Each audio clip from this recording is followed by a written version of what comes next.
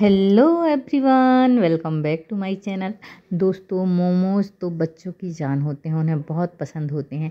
यदि आप इन्हें घर में हाइजीनिक तरीके से या घर के सामान से मोमोज़ बना के खिलाएंगे तो आपके दिल को भी बहुत ही तसल्ली होगी। तो चलिए, मैं लेकर के आ गई हूँ बिल्कुल घर के सामान से बनने वाले ये मोमोज़ की रेसिपी। तो पहले सब्जियों को कट कर लिया है और गैस में चढ़ा दिया है कढ़ाई। अब 1 छोटा चम्मच तेल डालेंगे हम, इससे ज़्यादा तेल की हमको ज़रूरत नहीं है। और यहाँ सबसे पहले मैं डाल रही हूँ प्याज। तो 1 कप के लगभग मैंने प्याज कट कर लिया है। तो ये 2 प्याज होंगे जिनको मैंने बारीक बारीक कट कर लिया है। साथ ही 3/4 कप यानी 1 कप से थोड़ा कम मैंने गाजर लिया है, जिसे ग्रेट कर लिया है, इसे भी डाल दिया है।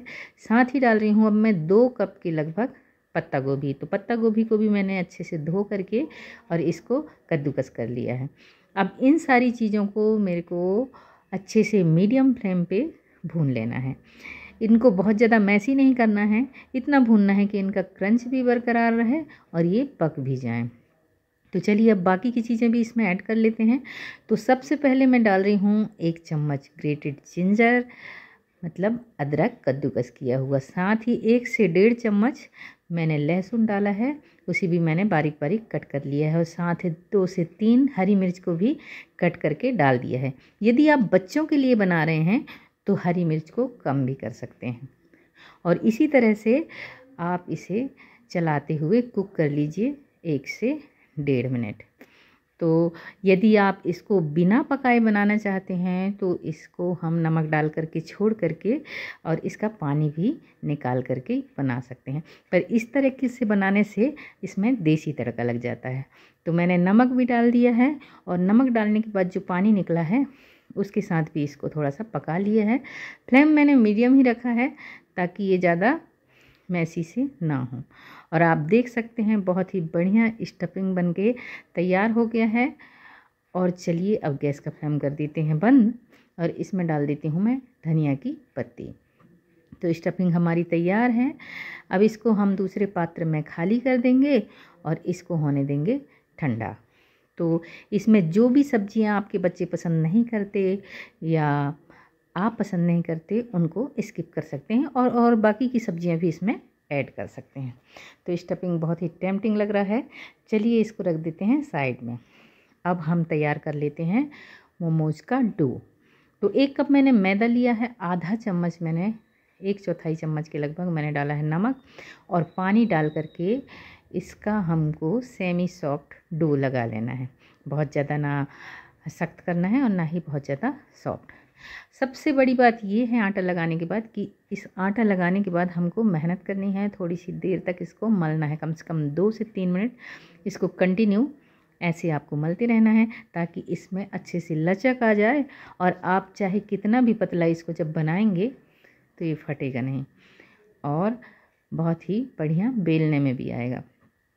तो यह मैं तो इसको 2 से 3 मिनट मैंने इस तरीके से गूँथ लिया है और इसके बाद हम छोड़ देंगे इसको 10 मिनट के लिए यूं ही। और इसके बाद फिर से हम इसको मल लेंगे और इसके बाद हम तैयार करेंगे मोमोज। तो मैंने मल लिया है। अब चलिए, इसकी हम छोटे छोटे लोइयाँ बना लेते हैं। तो यदि आप मैदा को अवॉइड करना चाहते हैं या आटे की बनाना चाहते हैं तो यहाँ आटे का भी इस्तेमाल कर सकते हैं। आटे की भी मोमोज बनाए जा सकते हैं और वो हेल्दी भी रहेंगे। तो यदि आपको ये रेसिपी चाहिए तो आप कमेंट में ज़रूर बताइए, मैं आपको आटे के मोमोज भी बना करके ज़रूर बताऊंगी। तो देखिए, मैंने इसके छोटे छोटे से इस तरीके से पेड़े बना लिए हैं। तो सारे के सारे पेड़े इसी तरीके से बना करके तैयार कर लेना है। और ये देखिए, बहुत ही प्यारे पेड़े बन करके तैयार हो गए हैं। अब थोड़ा सा मैदा डस्ट करना है और इनको बेल लेना है। तो बेलने में ये सावधानी रखनी है कि इसके जो किनारे हैं उनको आपको पतला करना है, पर बीच में हल्का मोटा ही रखना है। मतलब किनारों में ही आप ज़्यादा बेलन चढ़ाइए, बीच में थोड़ा हल्के हाथों से चलाइए। तो इस तरीके से आपको देखिए मीडियम थिकनेस की ये पूरियाँ बेल लेनी हैं। और सारी की सारी पूरियाँ आप बेल करके तैयार कर लीजिए पहले से ही, तो ज़्यादा अच्छा रहेगा ताकि मोमोज फटाफट आप तैयार कर सकें।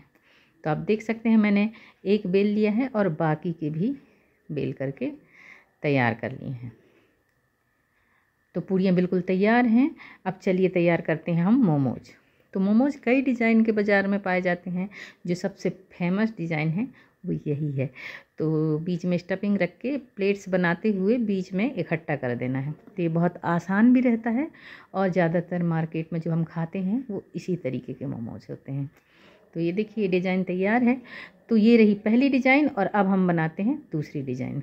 तो स्टफिंग रख के इसको हम गुजिया जैसा शेप दे देंगे, जैसे हम गुजिया बनाते हैं ना, बिल्कुल वैसा। और किनारों को इस तरीके से दबा देंगे और दोनों किनारों को पकड़कर इस तरीके से हम जोड़ देंगे। तो दूसरी डिज़ाइन ये भी तैयार है। ये भी बहुत बढ़िया लग रहा है और बहुत आसान भी है। तो चलिए देख लेते हैं तीसरी डिज़ाइन। तो अब करना क्या है, यहाँ से हमको इसके प्लेट्स बनाने हैं और जितने जगह में प्लेट्स बन रहा है उसी के बराबर दूसरी साइड को उससे चिपका देना है। मतलब हमको सिर्फ एक ही साइड प्लेट बनानी है। तो देखिए ये अलग तरीके का मोमोज बन करके तैयार हो जाएगा। अब चलिए देख लेते हैं चौथी डिज़ाइन। तो बीच में फिर से मैंने स्टफिंग रख दिया है।